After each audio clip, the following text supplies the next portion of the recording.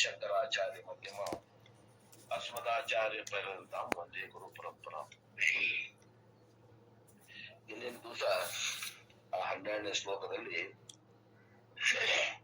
ಯೇಸು ಸರ್ವೇಶು ಭೂತೇಶು ಗೂಢೋ ಆತ್ಮ ನ ಪ್ರಕಾಶತೆ ದೃಶ್ಯತೆ ತ್ವಗ್ರಯ ಬುದ್ಧಿಯ ಸೂಕ್ಷ್ಮಯ ಸೂಕ್ಷ್ಮದರ್ಶಿಭಿ ಅನ್ನುವಂತ ಮಂತ್ರದ ಅರ್ಥವನ್ನ ವಿಶೇಷವಾಗಿ ನೋಡಿದ್ವಿ. ಎಲ್ಲಾ ಭೂತಗಳಲ್ಲಿ ಒಳಗಿರುವ ಆತ್ಮನು ಬೆಳಗುವುದಿಲ್ಲ, ಆದರೆ ಸೂಕ್ಷ್ಮದರ್ಶಿಗಳಾದವರಿಗೆ ತಮ್ಮ ಹರಿತಾದ ಸೂಕ್ಷ್ಮವಾದ ಬುದ್ಧಿಯಿಂದ ಅದು ಕಾಣಿಸಿಕೊಳ್ಳುತ್ತಾನೆ ಅಂತ ಅನ್ನುವಂತ ಮಾತನ್ನು ವಿಸ್ತಾರವಾಗಿ ನಿನ್ನೆ ಹೇಳಿದೆ. ಇದರಲ್ಲಿ ಏನಾದ್ರೂ ಸಂಶಯ ಇತ್ತಂದ್ರೆ ನೀವು ಮತ್ತೆ ಅದನ್ನ ವಿಡಿಯೋ ನೋಡ್ಕೊಡ್ರಿ. ಏನಾದ್ರೂ ಸಂಶಯ ಇತ್ತಂದ್ರೆ ಮತ್ತೆ ಕೇಳ್ರಿ. ಅದ್ರ ಬಗ್ಗೆ ಏನಿದ್ರು ಕೂಡ ಸಂಶಯ ಇಟ್ಕೋಬೇಡ. ಅದನ್ನ ಇಷ್ಟ ಹೇಳ್ತಾ ಮುಂದಿನ ಒಂದು ಅಧ್ಯಾತ್ಮ ಯೋಗವನ್ನ ಹೇಳ್ತಾರೆ. ಆ ಮುಂದಿನ ಶ್ಲೋಕವನ್ನ ನೋಡೋಣ. ಅದು ಕೂಡ ಇನ್ನು ಮುಂದಿನ ಮಂತ್ರಗಳೆಲ್ಲ ಬಹಳ ಉಪಯುಕ್ತ. ಈ ಒಂದು ವಲ್ಲಿಯಲ್ಲಿ ಎಷ್ಟು 16 ಮಂತ್ರಗಳದಾವ. 16 ಮಂತ್ರಗಳು ಬಹಳ ಶ್ರೇಷ್ಠ ಅದಾವ. ಒಂದಕ್ಕೊಂದು ಸೂಕ್ಷ್ಮ ಅದಾವ, ಒಂದಕ್ಕೊಂದು ಎತ್ತನ ಮಟ್ಟಕ್ಕೆಲ್ಲ ಹೋಗಿ ನಮ್ಗೆ ಕೈ ಬಿಡ್ತಾವ. ಆ ವಿಷಯವನ್ನ ನೋಡೋಣ. ಈಗ 13ನೇ ಶ್ಲೋಕ ಅಧ್ಯಾತ್ಮ ಯೋಗ ಅಂತದ. ಯಚ್ಚೇದ್ ವಾಂಗ್ಮನಸಿ ಪ್ರಾಜ್ಞ ತದ್ ಯಚ್ಚೆ ಜ್ಞಾನ ಆತ್ಮನಿ ಜ್ಞಾನಮಾತ್ಮನಿ ಮಹತಿ ನಿಯಚ್ಚೇತ್ ತದ್ ಯಚ್ಚೇದ್ ಶಾಂತ ಆತ್ಮನಿ ಅಂತ. ಈ ಶ್ಲೋಕದ ಅರ್ಥ ಏನು ಅಂದ್ರೆ, ಇಲ್ಲಿ ಪ್ರಾಜ್ಞೆ ಅಂತಂತಂದ್ರೆ ವಿವೇಕಿ ಅಂತ ಅರ್ಥ ಮಾಡ್ಬೇಕಿಲ್ಲಿ. ಇಲ್ಲಿ ಪ್ರಾಜ್ಞೆ ಅಂತ ಅರ್ಥ ಮಾಡ್ತಾಗ ಯಚ್ಚೇದ್ ವಾಂಗ್ ಮನಸಿ ಪ್ರಾಜ್ಞ ಅಂತ ಐತಿ. ಅಲ್ಲಿ ವಿವೇಕಿನಃ ಜ್ಞಾನ ಅಂದ್ರೆ ಯಾವ ಬುದ್ಧಿ ಆತ್ಮನಾತ್ಮ ವಿವೇಕವನ್ನ ಮಾಡಿ ಬೇರ್ಪಡಿಸ್ಲಿಕ್ಕೆ ಸಾಮರ್ಥ್ಯ ಹೊಂದಿದೆಯೋ ಅಂತ ಬುದ್ಧಿ ಉಳ್ಳವನಿಗೆ ಪ್ರಾಜ್ಞ ಅಂತ. ಅವ ಏನ್ ಮಾಡ್ತಾನು ಅಂತಂದ್ರ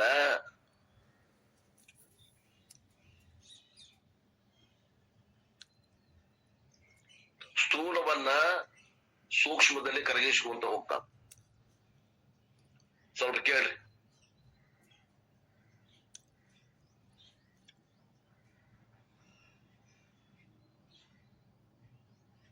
ವಾಕ್ ಅಂದ್ರೆ ಏನ್ರಿ?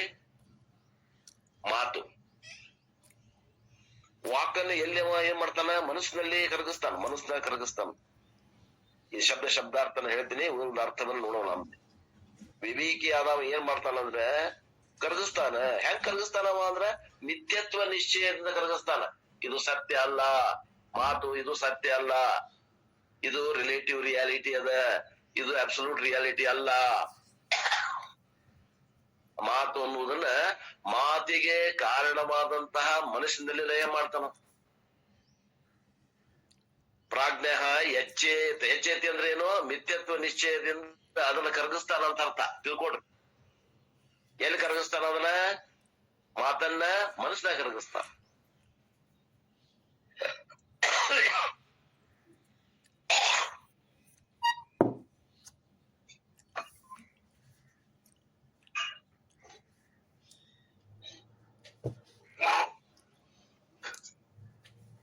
ಈಗೇನ್ ಹೊಡಿತು? ಮಾತು ಹೋತು. ಎಲ್ಲವೂ ಮನಸ್ಸಿನ ಆಕಾರ ಆಗ್ಬಿಡ್ತೀವಿ. ಮುಂದೆ ಈ ಮನಸ್ಸಲ್ಲಿ ಏನ್ ಮಾಡ್ಬೇಕು ಅಂತಂದ್ರ,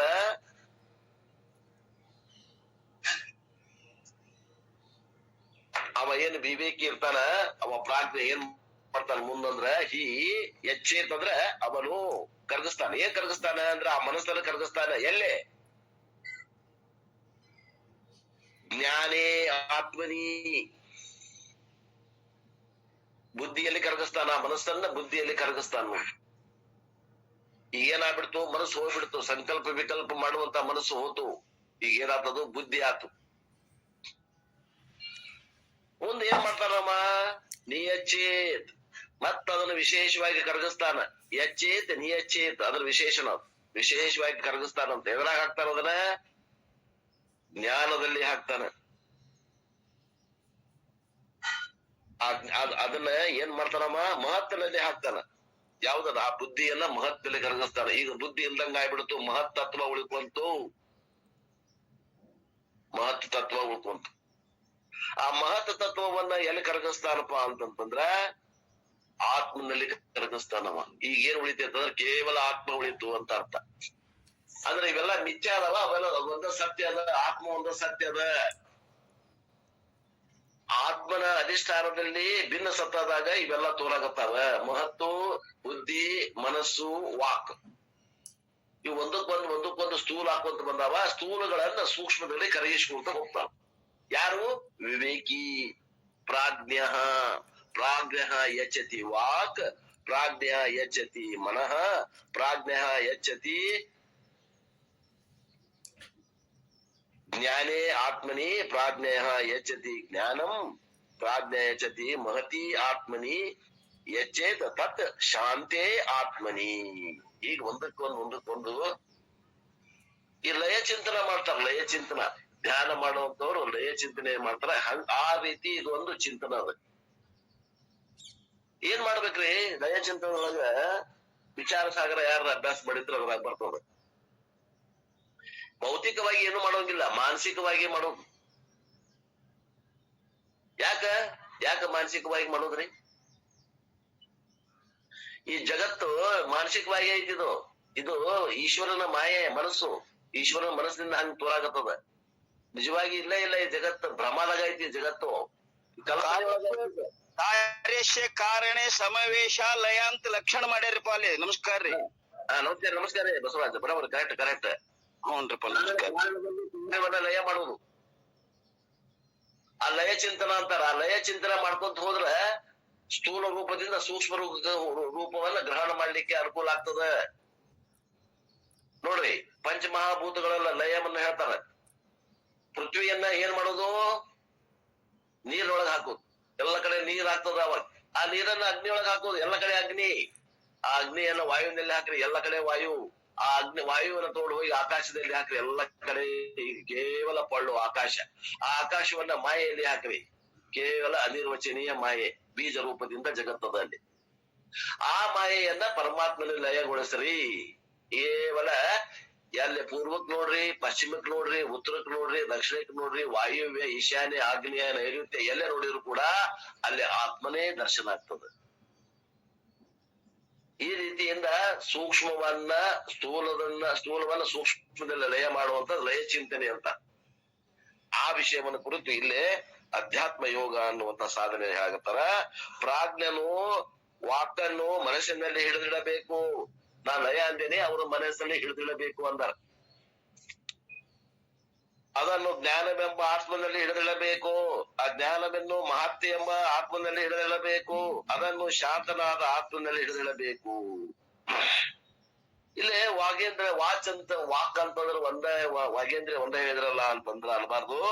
ಆ ವಾಗೇಂದ್ರಿಯವನ್ನು ತಗೊಂಡ್ರ ಅಂದ್ರೆ ಉಳಿದ 4 ಇಂದ್ರಿಯಗಳನ್ನ ತಗೋ. ವಾಗೇಂದ್ರಿಯ ಒಂದ ತಗೋಬಾರ್ದು.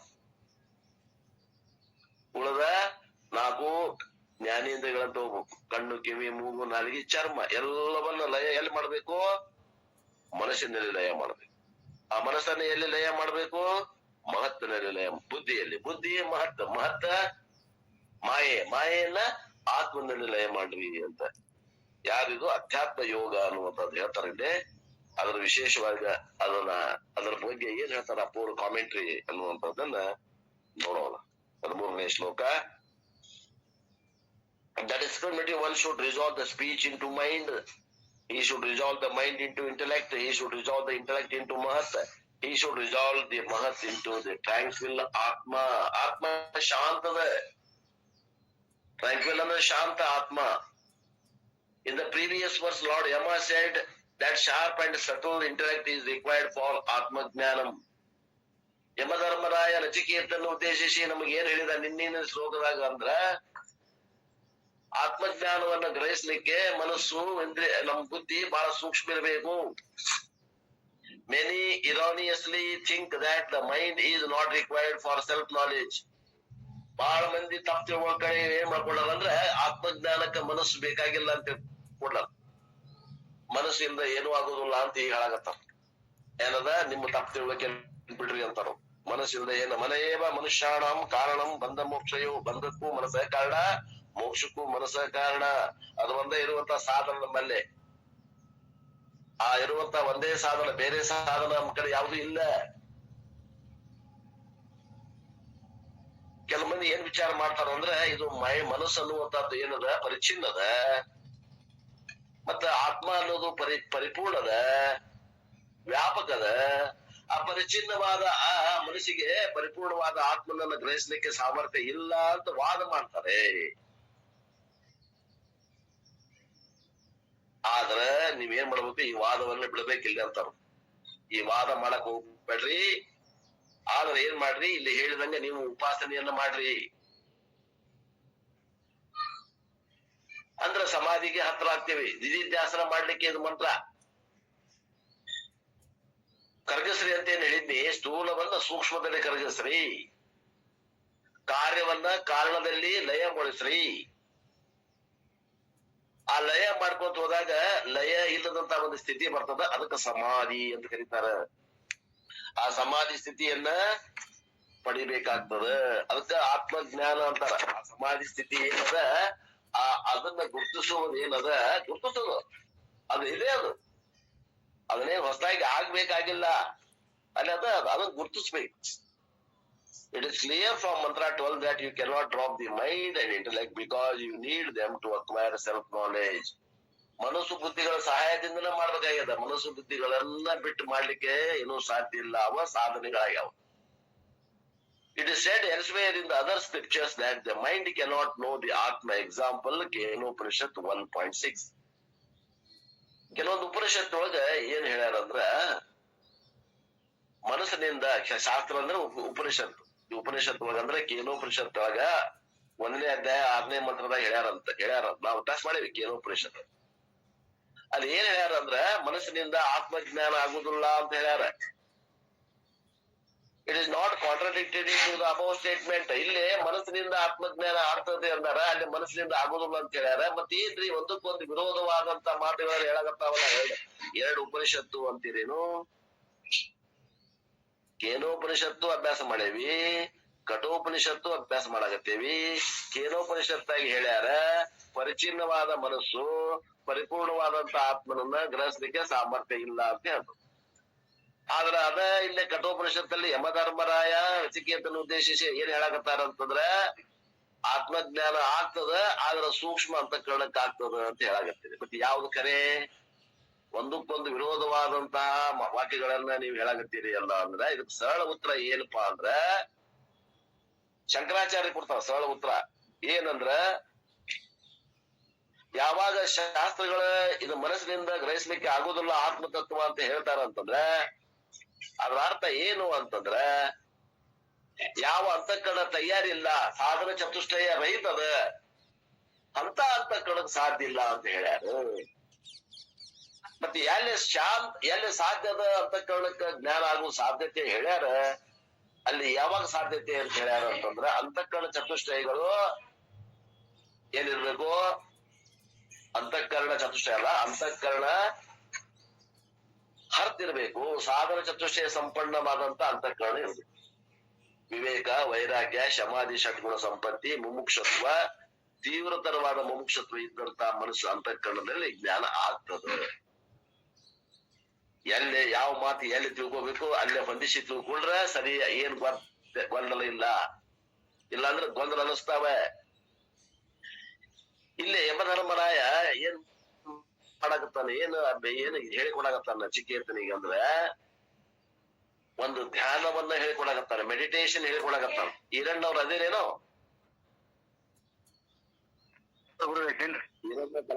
ಅದೇರಿ. ನಿಮ್ ವಿಷಯ ಮುಂದೆ ನೋಡ್ರಿ, ಧ್ಯಾನವನ್ನ ಹೇಳಿಕೊಡಾಕತ್ತಾನ. ಇಲ್ಲಿ ನಿಧಿಧ್ಯಾಸನ ಸಂಬಂಧ ತಿಳ್ಕೋಬೇಕು. ಜ್ಞಾನಾನಂತರ ಧ್ಯಾನ. ಇಲ್ಲಿ ಧ್ಯಾನವನ್ನ ಹೇಳಿಕೊಡಾಕತ್ತಾನ. ಎದಕ್ಕ ಹೇಳಕತ್ತಾನಂದ್ರ, ಮನಸ್ಸಿಗೆ ತಯಾರಿ ಮಾಡ್ಲಿಕ್ಕೆ, ಮನಸ್ಸು ಹದಗೊಳಿಸ್ಲಿಕ್ಕೆ. Here the teacher Yamadharmaraya is emphasizing meditation as a method for preparing the mind. ಆ ಮನಸ್ಸು ಅನ್ನುವಂತಹ ಉಪಕರಣ, ಸಾಧನ ಅದೇನಾಗಬೇಕು ಅಂದ್ರ, ಆತ್ಮಜ್ಞಾನವನ್ನ ಪಡೆಯಲಿಕ್ಕೆ ಸಮರ್ಥ ಆಗ್ಲಿಕ್ಕೆ ತಯಾರಿ ಆಗ್ಬೇಕು ಅಂದ್ರ ಅದಕ್ಕ ಧ್ಯಾನದ ಅವಶ್ಯಕತೆ ಅದ. ಆ ಧ್ಯಾನವನ್ನ ಇಲ್ಲಿ ಯಮಧರ್ಮರಾಯ ಅನ್ನುವಂತ ಗುರು ಶಿಷ್ಯನಾದ ನಚಿಕೇತನನ್ನ ಉದ್ದೇಶಿಸಿ ನಮ್ಮೆಲ್ಲರಿಗೂ ಹೇಳುತ್ತಾ ಇದ್ದಾನೆ. It must be emphasized that The meditation is only for preparing the mind and not for knowing the Atma. ಬರ್ಕೊಡ್ರಿ. ಇಂಗ್ಲಿಷ್ ಬಲ್ಲವರು ಇಂಗ್ಲಿಷ್ ಬರ್ಕೊಡ್ರಿ. ಯಾರು ಇಂಗ್ಲಿಷ್ ಬಲ್ಲವರಿಲ್ಲ ನಾ ಕನ್ನಡದಾಗ ಹೇಳ್ತೀನಿ, ಬರ್ಕೊಡ್ರಿ. ಏನಂತಾರ ನೋಡ್ರಿ, ಇನ್ನೊಮ್ಮೆ ಓದ್ತೇನೆ ನೋಡಿ. It must be emphasized that the meditation is only for preparing the mind and not for knowing the Atma.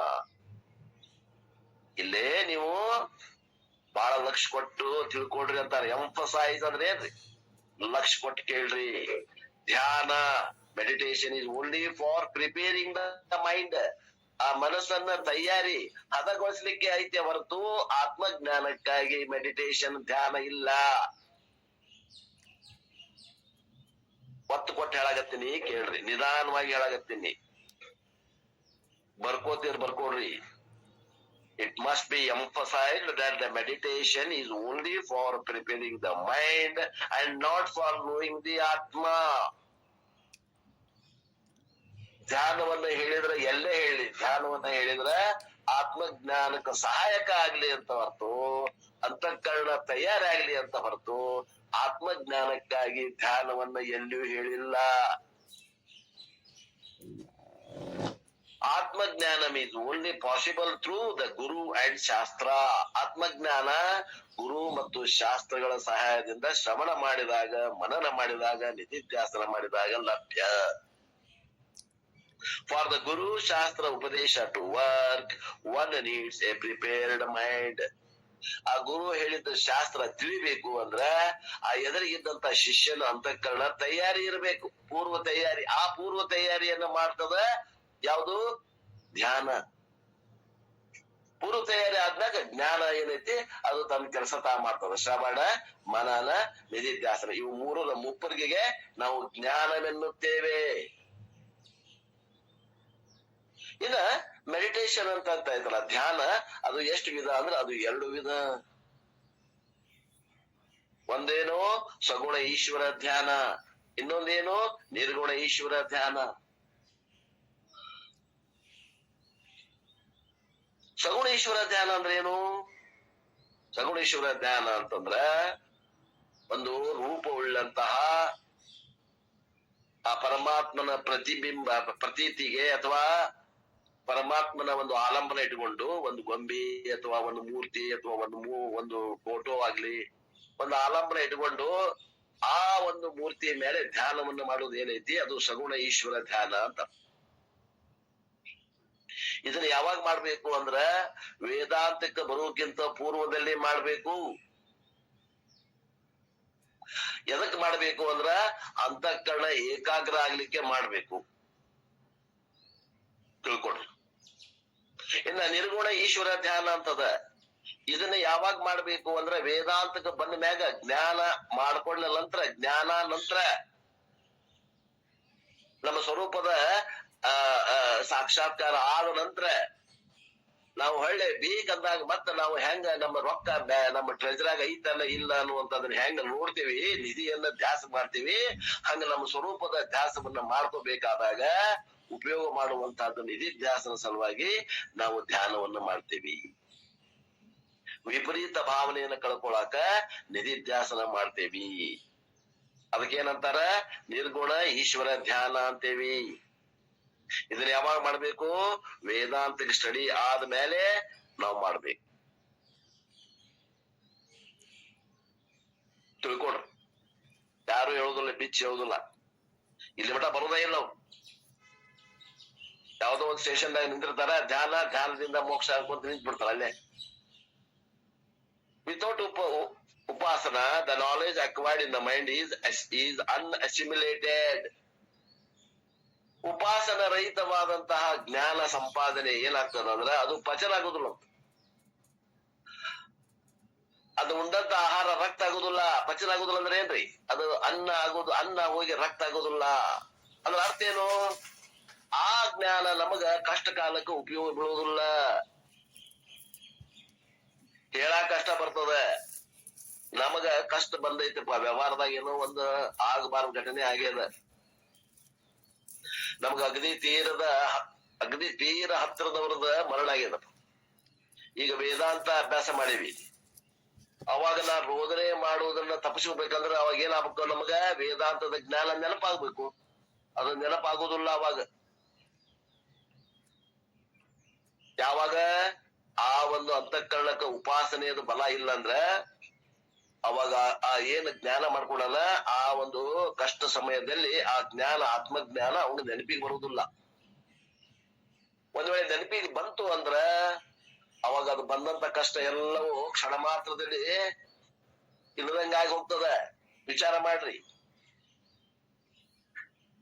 ಎಂತ ಬೇಕಾದಂತ ಕಷ್ಟಗಳ ಮಧ್ಯದಲ್ಲಿ ವ್ಯಾವಹಾರಿಕವಾದಂತ ಕಷ್ಟಗಳು ಬರ್ತಾವ ಇಲ್ಲೋ? ಜ್ಞಾನಿಗೆ ಬರ್ತತಿಲ್ಲೋ ಕಷ್ಟ? ಇನ್ನು ಬರುದ ಏನಂತೀರೋ? ಬರ್ತಾವ್. ಯಾಕ? ಕಷ್ಟ ಸುಖಗಳು ಪ್ರಾರಬ್ಧದ ಅಧೀನದಾವು. ಜ್ಞಾನ ಆದ ನಂತರ ಕೂಡ ಈ ಶರೀರ ಜೀವಿಸಿಕೊಂಡಿರುವುದರಿಂದ ಸುಖ ದುಃಖಗಳು ಜ್ಞಾನಾನಂತರ ಬರ್ತಾವ. ಆ ಜ್ಞಾನಾನಂತರ ಬಂದಂತ ಸುಖ ದುಃಖಗಳು ಬಂದಾಗ, ಸುಖ ಬಂದಾಗ ಮತ್ತು ಕುಣಿದಾಡುದು, ದುಃಖ ಬಂದಾಗ ಮತ್ತು ಅದ್ಭುತ ಪುತ್ರ ಜ್ಞಾನದ ಫಲ ಏನು? ಆ ಜ್ಞಾನವನ್ನ ಆತ್ಮಜ್ಞಾನ ಮಾಡ್ಕೊಂಡಿದ್ದಕ್ಕ ಏನಾದ್ರೂ ಫಲ ಬೇಕಲ್ಲ. ನಾನು ಶರೀರ ಅಲ್ಲ, ನಾನು ಮನಸ್ಸಲ್ಲ, ನಾನು ಬುದ್ಧಿ ಅಲ್ಲ, ನಾನು ಚಿತ್ತ ಅಲ್ಲ, ನಾನು ಅಹಂಕಾರ ಅಲ್ಲ ಅಂತ ಎಲ್ಲಾ ಅಲ್ಲಗಳ ಮೇಲೆ ನಾನು ಕೇವಲ ಸಾಕ್ಷಿ ಚೇತನ ಅಂತ ತಿಳ್ಕೊಂಡ ಮೇಲೆ ಮತ್ತು ಇವುಗಳ ಗೊಡವಿಗೆ ನಾನು ನನ್ನವ್ರ ಅಂತ ಕುಂತಂದ್ರ ಮತ್ ನನ್ನ ಆತ್ಮಜ್ಞಾನ ಎಂತಾದ್ರಿ? ಪರೀಕ್ಷೆ ಮಾಡ್ಬೇಕಾತಲ್ಲ. ಸರಿಯಾಗಿ ಅಭ್ಯಾಸ ಮಾಡೇನೇ ಇಲ್ಲ ಅನ್ನುವಂಥದ್ದನ್ನ ಮರಿಗೆ ಹಚ್ಬೇಕಾತು ನಮ್ಮ ಆತ್ಮಜ್ಞಾನವನ್ನ. ದುಃಖಗಳ ಬರಬಾರ್ದಂತಲ್ಲ, ದುಃಖಗಳ ಮಧ್ಯದಲ್ಲಿ ಸುಖವಾಗಿರುವಂತ ಕಲೆ ಅದ ವೇದಾಂತ.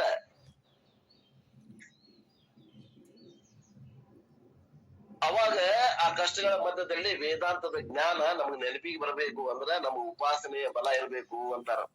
ಉಪಾಸನೆ ಬೇಕು. ಎದಕ್ ಬೇಕು? ಅದಕ್ಕೆ ಬೇಕು. ಎದಕ್ಕೆ ಬೇಡ? ಅದಕ್ಕೆ ಬೇಡ. ತಿಳ್ಕೊಡ್ರಿ. ನಾವು ಪೂರ್ಣ ಧ್ಯಾನವನ್ನ ಅಲುಗಳಾಗತ್ತಿಲ್ಲ. ಜ್ಞಾನ ಪೂರ್ವದಲ್ಲಿಯೂ ಧ್ಯಾನ ಹೇಳ್ತೀವಿ, ಜ್ಞಾನ ನಂತರವೂ ಧ್ಯಾನ ಹೇಳ್ತೀವಿ. ಅಲ್ಲಿ ಅಂತಃಕರಣ ಏಕಾಗ್ರತೆಗೆ ಬೇಕಾಗ್ತದ, ಇಲ್ಲಿ ವಿಪರೀತ ಭಾವನೆ ಕಳ್ಕೊಳಕ್ ಬೇಕಾಗ್ತದೆ. ಜ್ಞಾನ ನಂತರ ವಿಪರೀತ ಭಾವನೆಗಳು ಹೋಗಿರುವುದಿಲ್ಲ. ಹಲವಾರು ಜನ್ಮದಲ್ಲಿ ಸಂಸ್ಕಾರದ ಮತ್ತು ದುಃಖ ಉಮ್ಮಳಿಸಿ ಬರ್ತದ. ಜ್ಞಾನ ನಂತರ ಕೂಡ ಬರ್ತದ, ಪ್ರಾರಂಭಿಕ ಹಂತದಾಗ ಬರ್ತದ, ಅಥವಾ ಪ್ರಾರಂಭಿಕ ಹಂತದೊಳಗೆ ಹೆಚ್ಚಿಗೆ ಇರ್ತದ. ನಮ್ಮವ್ರಿಗೆ ಏನ್ರ ಆದ್ರೆ, ನಮ್ಮ ಶರೀರಕ್ಕೆ ಏನ್ರ ಆದ್ರೆ ದುಃಖ ಆಗ್ತದ. ದುಃಖ ಬಂದಾಗ ಅವಾಗ ದುಃಖವನ್ನ ಸರಿಸುವಂತ ಕಲೆ ಯಾವಾಗ? ನಾನು ಶರೀರ ಅಲ್ಲ, ನಾನು ಮನಸ್ಸಲ್ಲ. ಈ ದುಃಖ ಆಗ್ತಾ ಇರೋದು ಯಾರಿಗಾಗತೈತಿ? ಮನ್ಸಿಗೆ ಆಗತೈತಿ. ನಾನು ಮನಸ್ಸಲ್ಲ, ನಾ ಮನಸ್ಸಿಗೂ ಸಾಕ್ಷಿ ಅದೇನಿ. ಯಾರಿಗೆ ದುಃಖ ಆಗತೈತಿ ಅವ್ರನ್ನ ನಾನು ನೋಡಾಗತ್ತೀನಿ. ಘಟ ದೃಷ್ಟ ಘಟ ಭಿನ್ನ.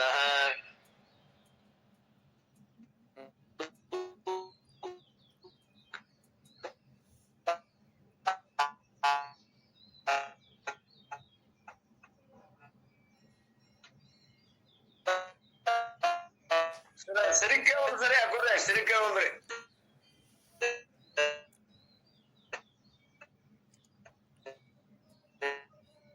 ಬೇಕಾದ್ರೆ ಸರಿ ಕೇಳ್ತದನ್ರಪ್ಪ, ದಿವ್ಯಾಂಗರು ಸರಿ ಕೇಳ್ತದ್ರಿ. ಸರಿ ಕೇಳಿಸ್ತಾ ಇಲ್ಲ. ಸರಿ ಇಲ್ ತೋರ ಅದ ಎಲ್ಲಾರಿಗೂ ಹಂಗ ಅಪ್ಪ ನೆಟ್ವರ್ಕ್ ಯಾಕೋ ಬರಲ್ಲ ನೋಡ್ರಪ್ಪ ನಮ್ದಾರ್ ಗುರುಗಳ. ಕಟ್ ಆಗಿ ರೀಜಾಯ್ನ್ ಆಗ್ಬೇಕ್ರಿ ಅವ್ರ, ಅಂದ್ರ ಬರೋಬ್ಬರಿ ಆಕತ್ರ. ನಮ್ದಾರಪ್ಪರ ಕಟ್ ಆಗಿ ರೀಜಾಯ್ನ್ ಆಗ್ರಪ್ಪರ.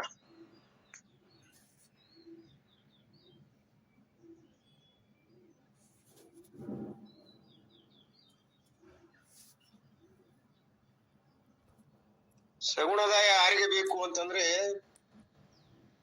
ಒಂದು ಬುದ್ಧಿಯ ಸಮರ್ಥ್ಯತೆಯಾಗಿ, ಬುದ್ಧಿಯಲ್ಲಿ ಸರಿಯಾದ ವಿವೇಕ ವಿಚಾರಗಳಿದ್ವು ಅಂತಂದ್ರ ಧ್ಯಾನಕ್ಕೆ ಅನುಕೂಲ ಆಗ್ತದ. ಬುದ್ಧಿ ಅಸಮರ್ಥ ಇತ್ತಂತಂದ್ರ, ಬಲ ಇರ್ಲಿಲ್ಲ ಅಂತಂದ್ರ ಈ ಸುಖ ದುಃಖಗಳನ್ನ ತಡ್ಕೊಳ್ಳುವಂತ ಶಕ್ತಿ ಇರೋದಿಲ್ಲ. ಆದ್ದರಿಂದ ಈ ಸುಖ ದುಃಖಗಳಲ್ಲಿ ಸಮನಾಗಿರ್ಲಿಕ್ಕೆ, ಅರ್ಥಾತ್ ದುಃಖಗಳ ಮಧ್ಯದಲ್ಲಿಯೇ ನಾವು ಸುಖವಾಗಿರುವಂತ ನಮ್ಮ ಧ್ಯಾನವನ್ನು ಬಲಪಡಿಸುವಂತದ್ದಕ್ಕೆ ವೇದಾಂತದ ಹೊರತಾಗಿ ಆ ಬುದ್ಧಿಯ ಬರಬೇಕಾಗಿತ್ತು ಅಂದ್ರ ಪೂರ್ವದಲ್ಲಿ ನಾವು ಉಪಾಸನೆಗಳನ್ನ ಮಾಡಿ ಧ್ಯಾನದ ಯೋಗ್ಯತೆಯನ್ನ, ಅರ್ಥಾತ್ ಆ ಜ್ಞಾನದ ಭೂಮಿಕೆಗೆ ತಯಾರಿ ಇರಬೇಕು. ಅಂದ್ರೆ ಏಕಾಗ್ರತೆ ಬಲತಿರ್ಬೇಕು, ಇಲ್ಲಾಂದ್ರೆ ಜ್ಞಾನ ಪಚನ ಆಗುವುದಿಲ್ಲ ಅಂತಾರ.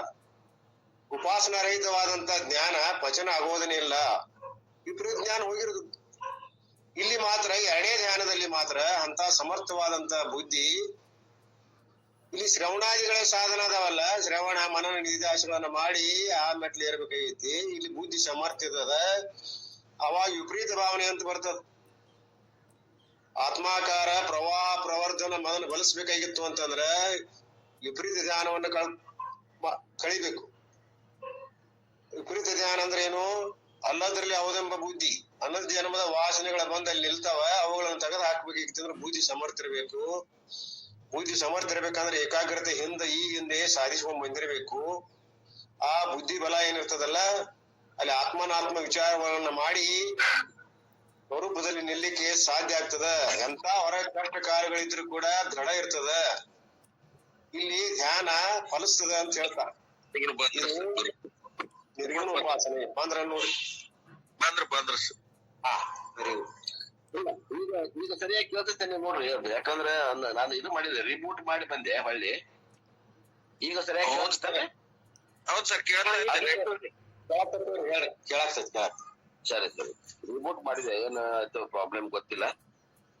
ಈ ರೀತಿ ಧ್ಯಾನದಲ್ಲಿ ಒಂದು ಸಗುಣ ಈಶ್ವರ ಧ್ಯಾನ, ಒಂದು ನಿರ್ಗುಣ ಈಶ್ವರ ಧ್ಯಾನವನ್ನ ಹೇಳಿದ್ರು.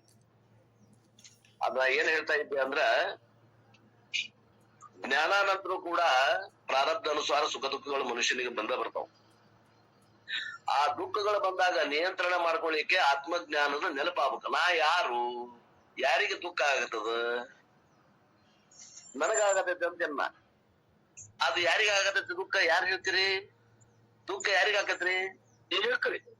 ಶರೀರಕ್ಕೆ ದೇಹ ಜಡ ಐತ್ರಿ, ಮನಸ್ಸಿಗೆ ಅಂತಃಕರಣ ದುಃಖ ಬರೀ. ಅಂತಃಕರಣ ಅಂದ್ರ ಮನಸ್ಸು. ಮನಸ್ಸಿನಾಗ ದುಃಖ ಐತಿ. ದುಃಖ ಆಗೋದು ಮನಸ್ಸಿಗೆ ಆಗತೈತಿ. ನಾನು ತಿಳಿಯಾಗತ್ತೇನಿ. ಅವಾಗ ಏನ್ ತಿಳಿಯಾಗತ್ತೇನೆ ನಾನು? ಮನಸ್ಸಿಗೆ ದುಃಖ ಆಗತ್ತೆ ಅಂತ ತಿಳಿಯಾಗತ್ತೇನೋ, ನನಗ ದುಃಖ ಆಗತ್ತೆ ಅಂತ ತಿಳಿಯಾಗತ್ತೇನೋ? ಮತ್ತೆ ನನಗ ದುಃಖ ಆಗತೈತಿ ಅನ್ನೋದು ಆತ್ಮಜ್ಞಾನ ಮಾಡ್ಕೊಂಡ ಮ್ಯಾಗನು ಹಂಗ ಇದ್ರೆ ಏನ್ ಉಪಯೋಗ ಅದ? ನನಗಾಗತ್ತಿಲ್ಲ ದುಃಖ. ದುಃಖ ಯಾರಿಗಾಗತೈತಿ? ಮನಸ್ಸಿಗಾಗತೈತಿ. ನಾನು ನೋಡಾಕತ್ತೇನಿ, ಸಾಕ್ಷಿ ಅದೇನಿ, ನಾನು ಆತ್ಮ ಅದೇನಿ. ಈ ಒಂದು ತಿಳುವಳಿಕೆ, ಆ ಒಂದು ಗದ್ದಲಮಯವಾದ ಅಂತಃಕರಣ ಗದ್ದಲ ಐತಲ್ಲ, ಏನು ತೊಂದ್ರೆ ಬಂದದ, ಬಹಳ ಕಷ್ಟ ಬಂದದ, ಯಾರೋ ನಮ್ಗೆ ಆತ್ಮೀಯರು ತೀರ್ಕೊಂಡಾರ, ಏನೋ ಆಗ್ಬಾರ್ದ, ಘಟಾಟೋಪ ಆಗಿ ಹೋಗ್ಯದ ಅಂತ ಅವತ್ನ ನೆನಪಿಗೆ ಬರ್ಬೇಕಲ್ರಿ. ಈಗೆಲ್ಲ ಆರಾಮದ, ಟಿಫಿನ್ ಆಗ್ಯದ, ನಾಷ್ಟ ಆಗ್ಯದ, ಆರೋಗ್ಯ ಸರಿ ಅದ, ಈಗೆಲ್ಲ ನಾನ ಆತ್ಮ ಅಂತ ಟೇಬಲ್ ಕುಟ್ಟಿ ಹೇಳ್ತೀವಿ. ಅವಾಗ ಬರ್ಬೇಕಲ್ಲ ನೆನಪಿಗೆ. ಆ ನೆನಪಿಗೆ ಬರ್ಬೇಕು ಅಂದ್ರ ನೀವ್ ಏನ್ ಮಾಡಬೇಕು? ಉಪಾಸನ ಮಾಡಿರ್ಬೇಕು ಅಂತ ಹೇಳಾಗತ್ತಾರಪ್ಪ ಅವ್ರು. ಉಪಾಸನ ಮಾಡಿದ ಬಲ ಇತ್ತಂದ್ರ ಕಷ್ಟ ಕಾಲ ನೆನಪಿಗೆ ಬರ್ತದ. ಅವಾಗ ನೀವು ಅದಕ್ಕೆ ಬ್ಯಾರೆಯಾಗಿ ನಿಲ್ಲಕ್ ಬರ್ತದ. ಆ ಮನಸ್ಸಿಗೆ ಬ್ಯಾರೆಯಾಗಿ ನಿಲ್ಲುವಂತ ಕಲೆ ಅದ. ಒಂದ್ ವೇಳೆ ದುಃಖ ಆತ್ಮಗ ಆಗ್ತಿತ್ತು ಅಂದ್ರೆ ನಮಗ್ ಗೊತ್ತಾಗಬಾರ್ದಾಗಿತ್ತು. ಘಟದೃಷ್ಟ ಘಟದ್ ಭಿನ್ನ, knower is different from known. ತಿಳಿಯುವವನು ತಿಳಿಯಲ್ಪಡುವ ವಸ್ತುವಿಗಿಂತ ಭಿನ್ನನಿದ್ದಾನೆ. ಆತ್ಮನು ಮನಸ್ಸಿಗೆ ಸಾಕ್ಷಿಯಾಗಿದ್ದಾನೆ. ಇದು ನಮಗ ಜ್ಞಾನ ಅವಾಗ ನೆನಪಾಗ್ಬೇಕು. ದುಃಖ ಆಗಾಗತೈತಿ, ಹೌದು ನನಗ್ ಗೊತ್ತಾಗತೈತಿ, ನಾನಲ್ಲ ಅಮ್ಮ ಅಂತಾನ. ಅಲ್ರಿ ಗೊತ್ತಾಕೈತಂತೀರಿ, ನಾ ಅಲ್ಲ ಅಂತಂತಿರಲ್ಲ. ಗೊತ್ತಾಕೈತಂತ ನಾ ಅಲ್ಲ ಅನ್ನಗತ್ತೇನು ಮರಾಯ ಅಂತೀವ ಅಂತಾನ. ಅಲ್ರಿ ಗೊತ್ತಾಕೈತಂತೀರಿ, ನಾ ಅಲ್ಲ ಅಂತಿರಲ್ಲ, ಅದ್ ಹ್ಯಾಂಗ ಅಂತೀವ ಅಂತಾನ. ಏನ್ ಮಾಡ್ಬೇಕು? ರಮಣ ಮಹರ್ಷಿಗಳಿಗೆ ಕ್ಯಾನ್ಸರ್ ಆಗಿತ್ತು. ಆ ಕ್ಯಾನ್ಸರ್ ಗಡ್ಡಿದ ಒಬ್ಬ ಶಿಷ್ಯ ಡಾಕ್ಟರ್ ಇದ್ದ, ಸರ್ಜನ್ ಇದ್ದ. ಆಪರೇಷನ್ ಮಾಡ್ತೇನ್ರಿ ಅಂದ. ಬ್ಯಾಡ್ ಬಿಡ ಮಾರ, ಅದ್ನೇ ಮಾಡ್ತಿದ್ವಿ, ಕೆಟ್ಟ ಹೋಗುದು, ಇವತ್ತಿನ ನಾಳೆ ಹೋಗೋದಾದ್ರೂ ಬೇಡ ಅಂದ್ರು. ಇಲ್ಲ ನಾ ಮಾಡ್ತೇನ್ರಿ ಅಂದ್ರು. ಬಹಳ ಮುತುವರ್ಜಿ ವಹಿಸಿ ಹೇಳಿದ, ಇಲ್ರಿ ನಮಗ್ ನೋಡಕ್ ಆಗವಲ್ದು, ಅದನ್ನ ನಾವ್ ಮಾಡ್ತೀವಿ, ಅದರಿಂದ ನಮಗ್ ಲಾಭ ಐತಿ, ನಿಮ್ಗೆ ಏನ್ ಬೇಕು ಬೇಡ ಬಿಡ್ರಿ, ನನ್ ಸಲುವಾಗಿ ಮಾಡ್ತೀನಿ ಅಂತ ಹೇಳ್ಕೊಂಡು ಆಪರೇಷನ್ ಮಾಡಿದ್ನು. ಆಪರೇಷನ್ ಮಾಡೋ ಹೊತ್ನಾಗ ಅದು ಏನ್ ಬ್ಲೇಡ್ ಇರ್ತದಲ್ಲ, ಆಪರೇಷನ್ ಮಾಡುವ ಅಂಗಕ್ಕೆ ಹಾಕಿದಾಗ ರಮಣ ಮಹರ್ಷಿಗಳು ಅಂದ್ರಂತ. ಅನ್ನತ್ಲೇನ ಇವ್ರಿಗೆ ಏನ್ ಅನಿಸ್ತ, ಡಾಕ್ಟರ್ಗೆ ಏನ್ ಅನಿಸ್ತಲ್ಲ, ಇವ್ರಿಗೂ ಜೀವ ಭಾವ ಐತೇನೋ ಅನಿಸ್ತಂತ. ಎಲ್ಲಾ ಆಪರೇಷನ್ ಯಶಸ್ವಿ ಆಗಿಂದ ಕೇಳಿದ್ರಂತ, ಈಗೇನ್ ಕೇಳುದ್ ಬೇಡ, ಎಲ್ಲಾ ಮುಗಿದ್ಮೇಲೆ ಆರಾಮ್ ಆದ್ಮೇಲೆ ಅಪ್ಪೋರ ಮತ್ತ ನಾನು ಸೂಜಿ ಅದು ಬ್ಲೇಡ್ ನಿಮ್ಗೆ ಆಪರೇಷನ್ ಮಾಡೋ ಹೊತ್ನಾಗ ಹಿಂಗ್ ಹೊಡದ್ನಲ್ಲ, ಆ ಹೊಡೆದಾಗ ಅದು ನೀವು ಅಂದ್ರಪ್ಪ ಅನ್ನಂತ ಡಾಕ್ಟರ್. ಅವಾಗ ರಮಣ ಮಹರ್ಷಿ ಅಂದ್ರಂತ, ಹೌದು ನಾನು ಕೇಳಿಸ್ಕೊಂಡೆ, ನೀನು ಕೇಳಿಸ್ಕೊಂಡೇನು ಅಂದ್ರ. ಕೇಳಿಸಿಕೊಳ್ಳವ ಕೇಳಿಸಿಕೊಳ್ಳುವುದಕ್ಕಿಂತ ಬೇರೆ ಅದಾನ ಅನ್ನೋದು ಅವ್ರಿಗೆ ಜ್ಞಾನ ಅದ. ಈ ಡಾಕ್ಟರ್ಗೆ ಜ್ಞಾನ ಐತಿ ಅನ್ನೋದು ಇಲ್ಲ. ಇಷ್ಟ ವ್ಯತ್ಯಾಸ ಆತ್ಮೀಯರೇ, ಆತ್ಮಜ್ಞಾನಕ್ಕೂ ಆತ್ಮಜ್ಞಾನ ರಹಿತನಿಗೂ ಇರುವಂತಹದ್ದು ಇಷ್ಟ ವ್ಯತ್ಯಾಸ. ನೋವಾಗೋದು ಎಲ್ಲ ನೋವು ಅಷ್ಟೇ, ಆದ್ರೆ ನೋವಿನ ಪ್ರಮಾಣ ಕಮ್ಮಿ ಆಗ್ತದ. ನನಗಾಗತ್ತಿಲ್ಲ, ಮನಸ್ಸಿಗಾಗತ್ತ. ಇದು ಬಾಜು ಮನಿ ಸುದ್ದಿ ಅಂತ ನಾವ ಜ್ಞಾನಿ, ಇವ ಅಂತಲ್ಲ ಇದು ನಮ್ಮನಿ ಸುದ್ದಿ ಅಂತ ಇನ್ನೂ ಅಷ್ಟು ದುಃಖ ಪಡ್ತಾನೆ. ಈ ಒಂದು ಪ್ರಾಯೋಗಿಕ ಹಂತದ ಲಾಭ ನಮಗ್ ಸಿಗಬೇಕು ಅಂದ್ರ ಉಪಾಸನಾ ಬಲ ನಮ್ ಬೆನ್ನಿಗಿರ್ಬೇಕು ಅಂತ ಹೇಳಾಗತ್ತಾರಪ್ಪವರು. ಎಂತ ಮಾತ್ರಿ, ಅನುಭವದ ಮಾತಿತ್ತು ಅಂತಾರ. ವಿತೌಟ್ ಉಪಾಸನಾ the knowledge acquired in the mind is unassimilated. ಉಂಡಂತ ಆಹಾರ ಪಚನ ಆಗ್ಲಿಲ್ಲ, ರಕ್ತ ಆಗ್ಲಿಲ್ಲ. ಒಂದ್ ವೇಳೆ ಜ್ಞಾನವನ್ನ ಮಾಡ್ಕೊಂಡಿದ್ದು ದುಃಖ ಸಮಯದಲ್ಲಿ ನಮ್ಮ ಕೈಗೆ ನಿಲುಕ್ಲಿಲ್ಲ ಆ ಜ್ಞಾನ ಅಂದ್ರ ಅದರಿಂದ ಏನು ಉಪಯೋಗ ಇಲ್ಲ, ಆತ್ಮಜ್ಞಾನದ ಉಪಯೋಗ ಇಲ್ಲ. ಆ ಉಪಯೋಗ ಆಗ್ಬೇಕಂದ್ರೆ ಏನ್ ಮಾಡ್ಬೇಕು? ಉಪಾಸನೆ ಬೇಕಂತಾರ. This person will be scholarly ಸಂಸಾರಿ ಅಂತಾರ. ಯಾವನಿಗೆ ಜ್ಞಾನ ಆಗೈತಿ, ಆ ಜ್ಞಾನದ ಉಪಯೋಗ ಅವನ ಕಷ್ಟಕಾಲಕ್ಕ ಆಗಬಾರದು ಅಂತವ್ರಿಗೆ ಏನ್ ಅನ್ಬೇಕು ಅಂತಂದ್ರ, ಇವ ಜ್ಞಾನ ಹೊಂದಿದ ಸಂಸಾರಿ ಅನ್ಬೇಕಂತ ನೋಡಿ. ದುಃಖವನ್ನ ಕಳ್ಕೊಳ್ಳೋ ಸಾಮರ್ಥ್ಯ ಇಲ್ಲ, ಆ ಸಮಯಕ್ಕೆ ಆ ಜ್ಞಾನ ನೆನಪಿಗೆ ಬರುವುದಿಲ್ಲ ಅಂದ್ರೆ ಏನ್ ಅನ್ಬೇಕು ಅಂದ್ರ ಇವ ಎಂತ ಪಂಡಿತ ಅಂತಂದ್ರೆ ಸಂಸಾರಿ ಪಂಡಿತ ಅನ್ಬೇಕು ಅಂತ. Nididhyasanam is like a cow chewing the cud. Assimilate the knowledge and distribute to the entire personality. Swami Paramarthananda Saraswati, if you have done upasana, you may need very little nididhyasanam. ಅಂತಾರ.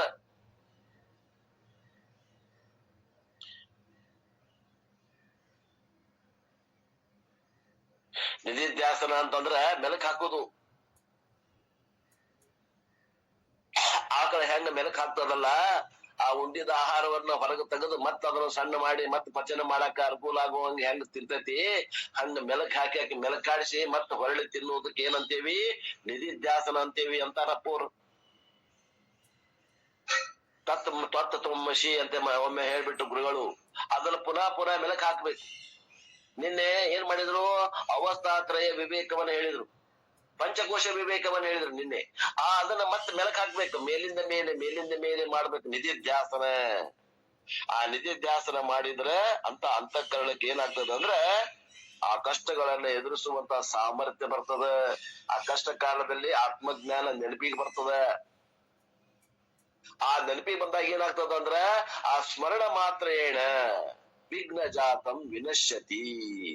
ಏನನ್ನು ದುಃಖಕ್ಕೆ ಕಾರಣ ಆಗ್ಯದ, ಕಾರಣ ಅಲ್ಲಿ ಅಜ್ಞಾನ ಹೋಗ್ಬಿಡ್ತದೆ. ಅಜ್ಞಾನ ಹೋಗ್ತಂದ್ರೆ ದುಃಖನೂ ಅದ್ರ ಕೂಡ ಹೋಗ್ಬಿಡ್ತದೆ. ದುಃಖಗಳ ಮಧ್ಯದಲ್ಲಿ ಇದ್ದಾಗನ ಇದು ನೆನಪಿಗೆ ಬಂದ್ರೆ ಸಾಕು. ನೆನಪಿಗೆ ಬಂದ್ರೆ ಸಾಕ್ರಿ, ಸ್ಮರಣೆಗೆ ಬಂದ್ರೆ ಸಾಕು. ದುಃಖ ಓಡಿ ಹೋಗ್ತದೆ, ಕಾರಣ ಸಮೇತ ಕಾರ್ಯ ಓಡಿ ಹೋಗ್ತದೆ. ಇದು ಅನುಭವ ಬರ್ಬೇಕು, ಬರೇ ಮಾತಾಗಬಾರದು. ಹಂಗಾಗ್ಬೇಕಂದ್ರೆ ಏನ್ ಮಾಡ್ಬೇಕು? ನಿಧಿಧ್ಯಾಸನ ಮಾಡ್ಬೇಕು. ಜ್ಞಾನ ನಂತರ ಧ್ಯಾನವನ್ನ ಮಾಡ್ಬೇಕು. ಅದಕ್ಕೆ ನಾವು ನಿಧಿಧ್ಯಾಸನವೆಂದು ಕರೆಯುತ್ತೇವೆ. ಮತ್ತೆ ಜ್ಞಾನ ಪೂರ್ವದಲ್ಲಿ ಸಾಕಷ್ಟು ಉಪಾಸನೆ ಮಾಡಿದ್ರೆ ಜ್ಞಾನ ನಂತರ ನಿಧಿಧ್ಯಾಸನ, ಸ್ವಲ್ಪ ನಿಧಿಧ್ಯಾಸನ ಮಾಡಿದ್ರೆ ಸಾಕು. ಆ ಜ್ಞಾನ ಎಂತ ಕಷ್ಟ ಕಾಲದಾಗೂ ನೆನಪಿಗೆ ಬರ್ತದ. ಆ ಜ್ಞಾನದ ಸಹಾಯವನ್ನ ನಾವು ಪಡ್ಕೋತೀವಿ. General people study Vedanta without preparation and therefore they need significant amount of nididhyasanam. ಸಾಮಾನ್ಯವಾಗಿ 190% ಜನ ವೇದಾಂತ ಶಾಸ್ತ್ರಕ್ಕೆ ಬರಬೇಕಾದ್ರೆ ಸಾಕಷ್ಟು ಧ್ಯಾನವನ್ನ ಮಾಡಿ ಬಂದವರು ಇರುವುದಿಲ್ಲ.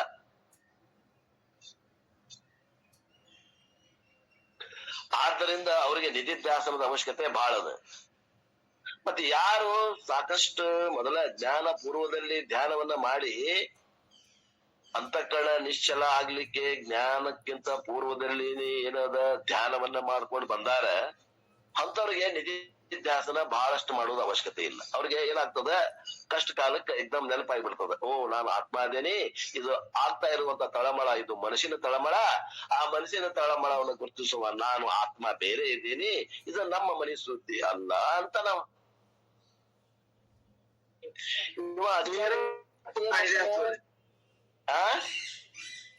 ನಮ್ ಯೂರೋಪ್ ಸಾಕಷ್ಟು ಫಾಯ್ದೆ ಆಗ್ತದೆ, ನಮ್ಗೆ ಆಗುದು ಅಂದಂಗ. ಅಲ್ಲ, ಅವರು ಮೊದಲೇ ಮಾಡಿರ್ತಾರೆ, ಹಿರಣ್ಣರು ಮೊದಲೇ ಮಾಡಿರ್ತಾರೆ, ಅವ್ರಿಗೆ ನಿಧಿಧ್ಯಾಸನ ಅವಶ್ಯ ಇಲ್ಲ. ನಾವು ನಿಮ್ಮಂತವ್ರಿಗೆ ನಿಧಿಧ್ಯಾಸನ ಹೆಚ್ಚಿಗೆ ಮಾಡ್ಬೇಕಾಗ್ತದೆ ಇಷ್ಟೇ. ಇಲ್ಲಿ ಅವರು ಧ್ಯಾನವನ್ನ ಹೆಚ್ಚಿಗೆ ಮಾಡಿರ್ತಾರ, ನಿಧಿಧ್ಯಾಸನ ಕಡಿಮೆ ಬೇಕಾಗ್ತದೆ. ನಾವು ಧ್ಯಾನ ಮಾಡದೇ ಇದ್ದವರು ನಿಧಿಧ್ಯಾಸನ ಹೆಚ್ಚಿಗೆ ಮಾಡ್ಬೇಕಾಗ್ತದೆ. ನಾವು ತಿಳ್ಕೊಂಡಿದ್ದು ವೇದಾಂತ ಅಭ್ಯಾಸ ಮಾಡಿದ್ದು ನಮ್ಮ ಕಷ್ಟ ಕಾಲಕ್ಕೆ ನಮ್ಮ ಸಹಾಯಕ ಬರಬೇಕು ಅಂದ್ರೆ, ನಮಗ ಆಶ್ರಯಾಗಿ ನಿಲ್ಬೇಕು ನಮ್ಮ ಜ್ಞಾನ ಅಂದ್ರೆ ನಾವು ನಿಧಿಧ್ಯಾಸನ ಮಾಡ್ಬೇಕು. ಇಷ್ಟ ಫರಕ್. ಅವ್ರ ಹಿರಣ್ಣರಿಗೆ ಏನು ಅವಶ್ಯ ಇಲ್ಲ, ನಿಧಿಧ್ಯಾಸನ ಅವಶ್ಯದ ಕಡಿಮೆ, ಬಹಳ ಕಡಿಮೆ ಅಂತ ಅರ್ಥ. Generally, people study Vedanta without preparation and therefore they need significant amount of Nididhyasanam. In this mantra, Nididhyasana Dhyanam is emphasized. Chapter number 6 of the Bhagavad Gita is based on Kathopanishad. ಅಪ್ಪರಂತಾರೆ ನೋಡ್ರಿ, ನೀವು ಜ್ಞಾನ ಪೂರ್ವದಲ್ಲಿ ಧ್ಯಾನ ಮಾಡ್ಕೊಂಡ್ ಬಂದಿರಿ ಅಂದ್ರೆ ನಿಧಿಧ್ಯಾಸನ ಕಡಿಮೆ ಮಾಡ್ಬೇಕಾಗ್ತದೆ. ಇದು ಹಿರಣ್ಣರ ಉದಾಹರಣೆ. ಇನ್ನ ನಾವು ಜ್ಞಾನ ಪೂರ್ವದಲ್ಲಿ ಧ್ಯಾನವನ್ನ ಅಷ್ಟಪೂರ್ತಿಕ ಮಾಡ್ಕೊಂಡ್ ಬಂದೇವಿ, ಈಗ ಜ್ಞಾನ ನಂತರ ನಿಧಿಧ್ಯಾಸನ ಹೆಚ್ಚಿಗೆ ಮಾಡಬೇಕಾಗ್ತದೆ. ಇದು 190 ಜನರದ ಸಮಸ್ಯೆ. ಒಟ್ಟು ಅಂತೂ ಇಂತೂ ಏನದ, ಜ್ಞಾನ ಪೂರ್ವದಲ್ಲೂ ಧ್ಯಾನ ಬೇಕು, ಜ್ಞಾನ ನಂತರ ಧ್ಯಾನ ಬೇಕು. ಜ್ಞಾನಾನಂತರ ಧ್ಯಾನಕ್ಕೆ ನಾವು ನಿಧಿಧ್ಯಾಸನ ಅಂತೀವಿ, ಜ್ಞಾನ ಪೂರ್ವದಲ್ಲಿ ಧ್ಯಾನಕ್ಕೆ ನಾವು ಏನಂತೀವಿ, ಧ್ಯಾನ ಅಂತ ಕರಿತೀವಿ. ಈ ಒಂದು ಏನದ ಜ್ಞಾನಾನಂತರ ಧ್ಯಾನವನ್ನು ಉದ್ದೇಶಿಸಿನೇ ಈ ಮಂತ್ರ ಹೇಳಾಗತ್ತದ. ಈ ಮಂತ್ರ ಈಗ ಜ್ಞಾನಾನಂತರ ಬಂದಿರೋದ್ರಿಂದ ಜ್ಞಾನಾನಂತರ ನಿಧಿಧ್ಯಾಸನವನ್ನ ಹೇಳುವಂತ ಮಂತ್ರ ಇದು. ಈ ಮಂತ್ರ ಉಪನಿಷತ್ನೊಳಗಿಂದ ತಗೊಂಡು ಏನ್ ಹೇಳಾಗತ್ತೈತಿ, ಇದರ ವಿಸ್ತಾರ ರೂಪವೇ ಭಗವದ್ಗೀತೆಯ 6ನೇ ಅಧ್ಯಾಯ ಧ್ಯಾನ ಯೋಗ ಅಂತ ಹೇಳಾಗತ್ತಾರಪ್ಪ ಅವ್ರು. ಈ ಒಂದು ಮಂತ್ರದ ವಿಸ್ತಾರ ರೂಪವೇ ಭಗವದ್ಗೀತೆಯ 6ನೇ ಅಧ್ಯಾಯ ಸಂಪೂರ್ಣ. ಅಂದ್ರ ಆ 6ನೇ ಅಧ್ಯಾಯ ಧ್ಯಾನ ಯೋಗ ಐತಲ್ಲ, ಅದಕ್ಕೆ ಏನ್ ಅನ್ಬೇಕು ನಾವು ಅಂದ್ರೆ ನಿಧಿಧ್ಯಾಸನ ಯೋಗ ಅನ್ಬೇಕು ಅಂತ ಅರ್ಥ. ಇಲ್ಲಿ ಪ್ರಾಜ್ಞ ಅನ್ನುವಂತ ಶಬ್ದ ಬಂದದ. ಪ್ರಾಜ್ಞ means one who has done ಶ್ರವಣಂ. ಪ್ರಾಜ್ಞ ಅಂದ್ರೆ ವಿವೇಕಿ.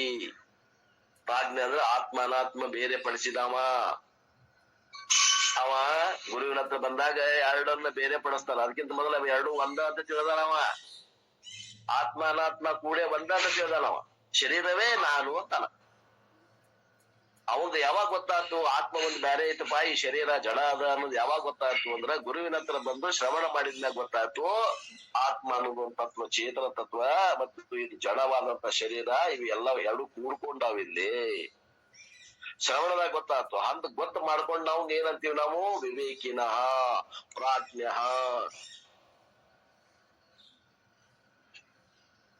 But he has not assimilated the knowledge.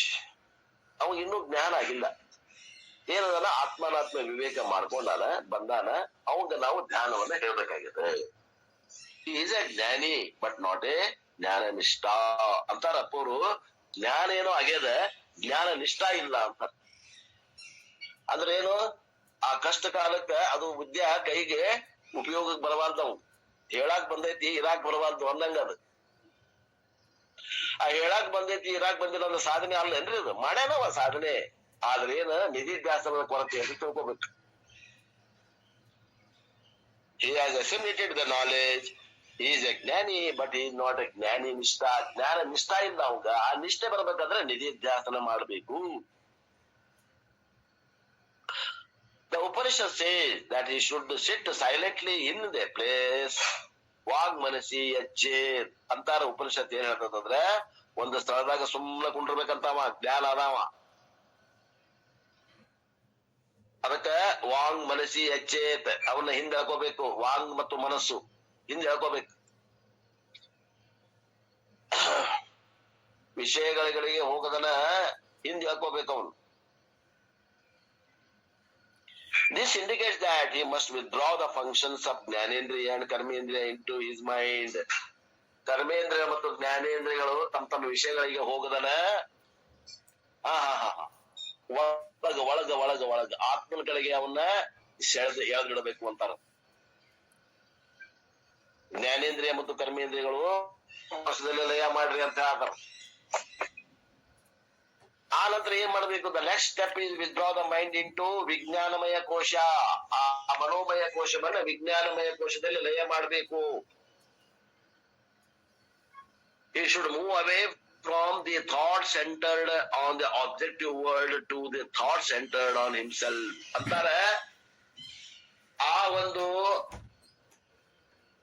ವಿಜ್ಞಾನಮಯ ಕೋಶದಾಗ ಆ ಮನಸ್ಸನ್ನ ಲಯ ಮಾಡಿದಾಗ ವಿಚಾರಗಳು ಹೆಂಗಿರ್ಬೇಕು ಅಂತಂದ್ರ ಆತ್ಮನ ಮೇಲೆ ಕೇಂದ್ರೀಕರಿಸಬೇಕು ಹೊರತು ಜಗತ್ತಿನ ಮೇಲೆ ಕೇಂದ್ರೀಕರಿಸಬಾರದು ವಿಚಾರಗಳನ್ನ. Then he should withdraw the ವಿಜ್ಞಾನಮಯ ಕೋಶ into ಸಮಷ್ಟಿ ಇಂಟೆಲೆಕ್ಟ್. ಹಿರಣ್ಯ ಗರ್ಭದಲ್ಲಿ ಲಯಗೊಳಿಸಬೇಕು. ಆ ಬುದ್ಧಿಯನ್ನ ಸಮಷ್ಟಿ ಹಿರಣ್ಯ ಗರ್ಭದಲ್ಲಿ ಮಹತ್ ತತ್ವದಲ್ಲಿ ಲಯಗೊಳಿಸಬೇಕು ಅಂತಾರೆ. This amounts to the recognition that the individual intellect is not separate from the total intellect. ಆವಾಗ ನಮಗೇನು ಗೊತ್ತಾಗ್ತದೆ ಅಂದ್ರೆ ಈ ವ್ಯಷ್ಟಿ ಬುದ್ಧಿ ಇರದ ಸಮಷ್ಟಿ ಬುದ್ಧಿಗಿಂತ ಅದೇನು ಬೇರೆ ಇಲ್ಲ. ಆ ವ್ಯಷ್ಟಿ ಬುದ್ಧಿ ಅನ್ನೋದು ಸಮಷ್ಟಿ ಬುದ್ಧಿಯ ಭಾಗವೇ ಆಗಿದೆ. ಅಂದ್ರೆ ಬುದ್ಧಿ ತತ್ವಕ್ಕೂ ಮಹತ್ತತ್ವಕ್ಕೂ ಏನು ವ್ಯತ್ಯಾಸ ಇಲ್ಲ.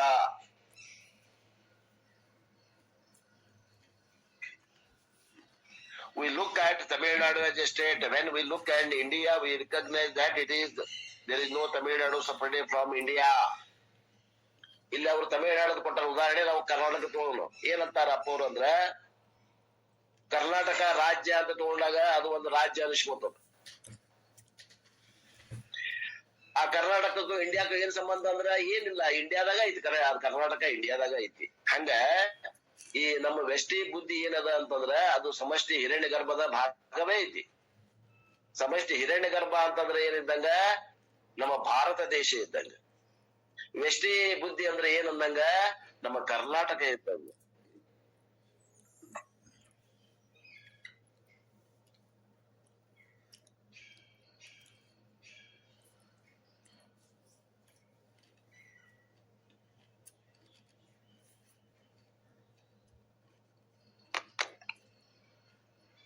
ಆ ಹಿರಣ್ಯ ಗರ್ಭ ಮತ್ತು ಮಹತ್ತತ್ವ ಬೇರೆ ಬೇರೆ ಎಲ್ಲ ತಿಳ್ಕೊಡ್ರಿ ಅಂತ ನಾವು.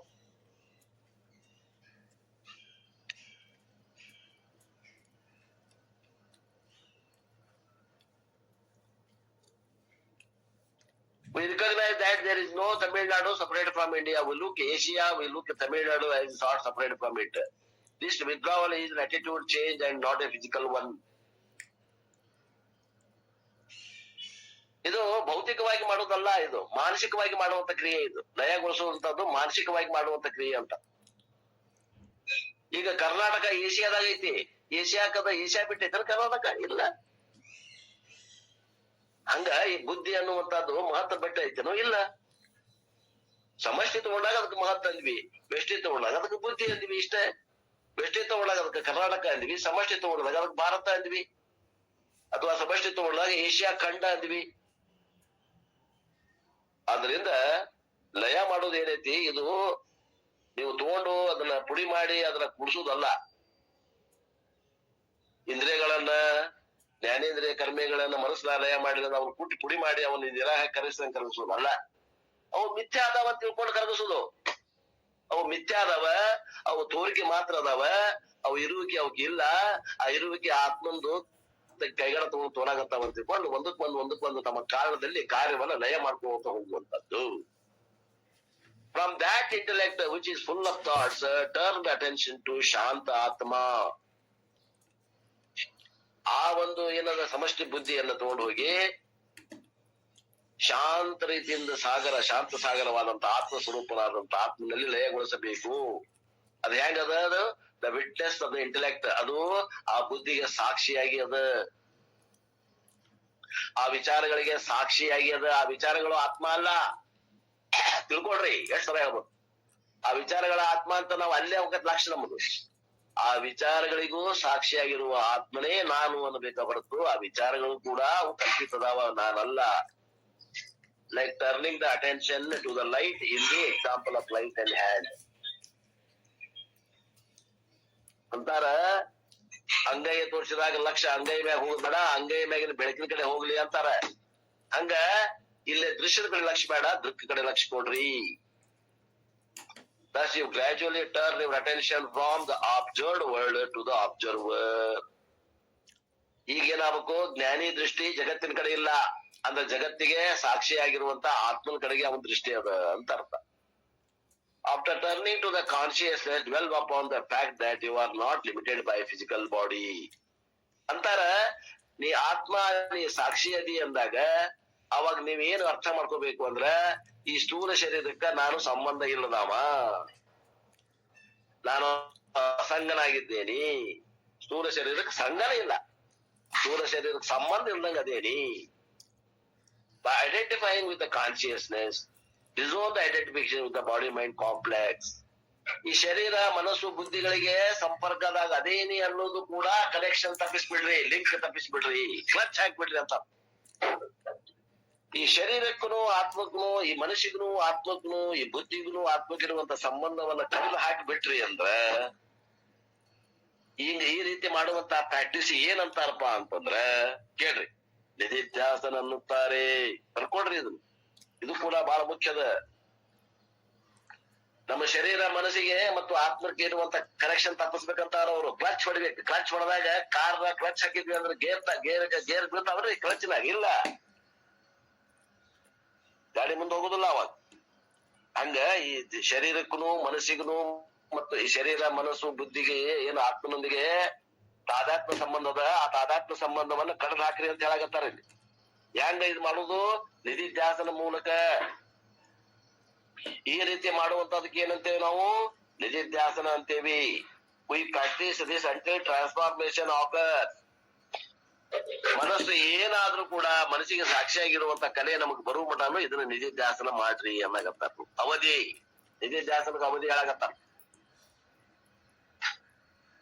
It is not possible to predict how long it will take for transformation to occur. ಯಾರ್ಯಾರಿಗೆ ಎಷ್ಟು ಅವಧಿ ಬೇಕಾಗ್ತದ? ಯಾರಿಗೆ 1 ತಿಂಗಳ ಬೇಕಾಗ್ಬಹುದು, ಯಾರಿಗೆ 3 ತಿಂಗಳು ಬೇಕಾಗ್ಬಹುದು, ಯಾರಿಗೆ 6 ತಿಂಗಳು ಬೇಕಾಗ್ಬಹುದು. ಅವಧಿ ಒಬ್ಬೊಬ್ಬ ಅಂತಃಕರಣಕ್ಕೆ ಅವಧಿ ಬೇರೆ ಬೇರೆ ಅದ. ಒಟ್ಟ ಏನದ, ಆ ಮನಸ್ಸಿನಾಗ ಏನಾದ್ರೂ ಕೂಡ ಅದು ಮತ್ತೊಂದು ಶರೀರದ ಮತ್ತೊಬ್ಬರದು ನಂದಲ್ಲ ಅನ್ನುವಂತ ಭಾವ ಬರುಮಟನು ನಿಧಿಧ್ಯಾಸನದಿಂದ ಅದನ್ನ ಬೇರೆ ಮಾಡ್ರಿ ಅಂತ ಹೇಳಾಕತ್ತಾರ. ಅಂದ್ರ ನಮ್ ಸಾಧನೆ. ಇಲ್ಲಾಂದ್ರೆ ಶ್ರವಣ ಮಾಡಿದ್ದು ಏನೂ ಉಪಯೋಗ ಇಲ್ಲ. It depends upon person to person. Therefore, enjoy the process of ನಿಧಿಧ್ಯಾಸನ. ಆದ್ದರಿಂದ ಇದು ಮನುಷ್ಯರಿಂದ ಮನುಷ್ಯನಿಗೆ, ಸಾಧಕರಿಂದ ಸಾಧಕನಿಗೆ ವ್ಯತ್ಯಾಸ ಆಗ್ತದೆ. ಆ ವ್ಯತ್ಯಾಸವನ್ನ ಗಮನಿಸದೆ ನಿಮ್ಮ ಪ್ರಯತ್ನ ಜೋರಾಗಿ ಮಾಡ್ರಿ, ನಿಧಿಧ್ಯಾಸನವನ್ನ ಮಾಡ್ರಿ.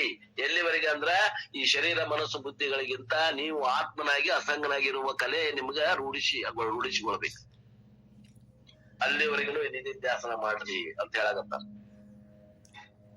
How does one know whether one needs ನಿಧಿಧ್ಯಾಸನಂ? ಯಾರಿಗಾರ ನಿಧಿಧ್ಯಾಸನ ಅವಶ್ಯಕತೆ ಐತಂತ ಹೆಂಗ್ ಗೊತ್ತಾಗ್ತದ ಅಂತಾರ. If Shravanam transforms a person, it is evident that it is not required. ಶ್ರವಣ ಕಾಲದಾಗನ ನಮ್ಮಲ್ಲಿ ಅಂತಃಕರಣದ ಬದಲಾವಣೆ ಬಂದದಪ್ಪ. ನಾ ಸಾಕ್ಷಿಯಾಗಿ ನಿಲ್ಲುವ ಸಾಮರ್ಥ್ಯ ಬಂದದ. ಎಂತ ಕಷ್ಟ ಕಾಲಕ್ಕೆ ಬಂದ್ರು ಅದಕ್ಕೆ ಅಸಂಗನಾಗಿರುವಂತ ಸಾಮರ್ಥ್ಯ ಬಂದದ ಅಂದ್ರೆ ನಮಗ ಅವಶ್ಯಕತೆ ಇಲ್ಲ, ನಿಧಿಧ್ಯಾಸನ ಅವಶ್ಯಕತೆ ಇಲ್ಲ.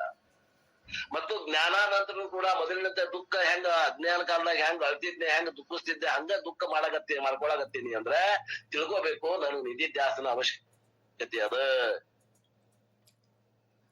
ಅದು ನಮಗ್ ದುಃಖ ಮೊದಲಂಗ ಆಗತೈತಿ ಅಂದ್ರ ಜ್ಞಾನ ಆಗಿಲ್ಲ ಅಂತ ಸಂಶಯ ಮಾಡ್ಕೋಬೇಡ್ರಿ. ಜ್ಞಾನ ಆಗ್ಯದ, ಆದ್ರೆ ನಿಧಿಧ್ಯಾಸನ ಕೊರತೆ ಐತಿ ಅಂತ ತಿಳ್ಕೊಳ್ರಿ, ನಿಧಿಧ್ಯಾಸನವನ್ನ ಮಾಡ್ರಿ ಅಂತಾರ. ನಮ್ಮ ಶರೀರದಲ್ಲಿ ನಮ್ಮ ಮನಸ್ಸಿನಲ್ಲಿ ಆಗುವಂತ ದುಃಖಗಳನ್ನ ನಾವು ಮತ್ತೊಬ್ಬರ ದುಃಖಗಳನ್ನ ನೋಡಿದ ಹಾಗೆ ನೋಡುವಂತ ಕಲೆ ಅದ ಇದು ನಿಧಿಧ್ಯಾಸನ ಅಂದ್ರೆ. The seeker knows that he has had sufficient nididhyasanam when the transformation occurs, ಆ ಒಂದು ಬದಲಾವಣೆ ನಮಗೆ ಬಂತು ಅಂದ್ರೆ ಆ ಶರೀರದಲ್ಲಿ, ಆ ಮನಸ್ಸಿನಲ್ಲಿ, ಆ ಬುದ್ಧಿಯಲ್ಲಿ ಎಷ್ಟೋ ಅಡೆತಡೆಗಳು, ಎಷ್ಟೇ ತೊಂದರೆಗಳು ಇದ್ರೂ ಕೂಡ ಅವುಗಳಿಗೆ ಅಸಂಗನಾಗಿರುವಂತ ಸಾಮರ್ಥ್ಯ ನಮಗೆ ಬಂದದ ಅನ್ನೋ ಮಟನು ನಾವು ನಿಧಿಧ್ಯಾಸನವನ್ನ ಮಾಡ್ತಾನೆ ಇರಬೇಕು. Only the seeker will know that, no one else including the guru. ಇದು ಯಾರಿಗೆ ಗೊತ್ತಾಗತ್ತೆ ಅಂದ್ರೆ ಸಾಧಕರಿಗೆ ಮಾತ್ರ ಗೊತ್ತಾಗ್ತದೆ. ನಾ ಎಲ್ಲಿ ನಿಧಿಧ್ಯಾಸನ ಮಾಡಬೇಕ್ರಿ ಅಂತ ಗುರುವಿಗೆ ಗೊತ್ತಾಗೋದಿಲ್ಲ. ಗುರುವಿಂದ ಗುರುವಿಗೆ ಗೊತ್ತಾಗ್ತದ, ನಿಮಗ್ ಗೊತ್ತಾಗ್ತದ. ಒಬ್ರದ್ದು ಒಬ್ಬರಿಗೆ ಇನ್ನೊಬ್ಬರಿಗೆ ಗೊತ್ತಾಗೋದಿಲ್ಲ. ಅನೇಕ ಜನ್ಮದಲ್ಲಿ ಈ ಮನಸ್ಸು ಹತ್ತಾಗ ನಾವು ಹತ್ತೇವಿ, ಆತ್ಮೀಯರೇ. ದೇಹಕ್ಕೆ ನೋವಾದಾಗ ನಾವು ಹತ್ತೇವಿ, ಆತ್ಮನಾಗಿ ನಾವು ಹತ್ತೇವಿ. ಅದು ರೂಢ ಅದ. ಆ ರೂಢ ಹೋಗ್ಬೇಕು ಅಂದ್ರೆ ಈ ರೂಢಿ ಬರ್ಬೇಕು. ಅದಕ್ಕ ಅದು ಅಳುವತ್ತಾಗ ಅದಕ್ಕೆ ಸಾಕ್ಷಿಯಾಗಿ ಅದಕ್ಕೆ ಬೇರೆಯಾಗಿ ನಿಲ್ಲುವಂತ ಎದಿಗಾರಿಕೆ ಬೇಕು, ಅಷ್ಟು ವಿವೇಕ ಶಕ್ತಿ ಬೇಕು. ಮನಸ್ಸು ಅಂತ ಹೊತ್ನಾಗ ಏನಾಗ್ತದ, ಮೋಡ ಕವಿದಂತ ಆಗ್ತದ. ಮನಸ್ಸಿಗೆ, ವಿವೇಕ ಶಕ್ತಿಗೆ ಮೋಡ ಕವಿತದ. ಆ ಮೋಡವನ್ನು ಸರಿಸುವಂತ ಸಾಮರ್ಥ್ಯ ನಮ್ಮ ಜ್ಞಾನದಾಗ ಇರಬೇಕು ಅಂತ ಮಾತನ್ನ ಹೇಳಾಗತ್ತಾರೆ. ಯಾರು? ನಚಿಕೇತನಿಗೆ ಯಮಧರ್ಮರಾಯ ಹೇಳಾಗತ್ತಾರ.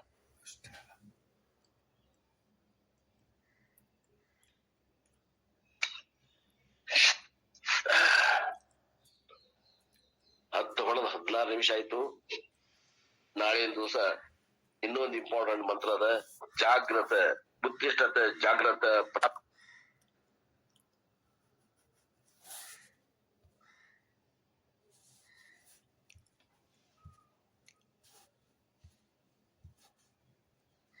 ಭಕ್ತರಿಗೆ ಭಾಗರೂಪ ಸೇವೆಯನ್ನು ಗುರುಪಾದಕ್ಕೆ ಸಲ್ಲಿಸಿ ನನ್ನ ವಾಣಿಗೆ ವಿರಾಮ.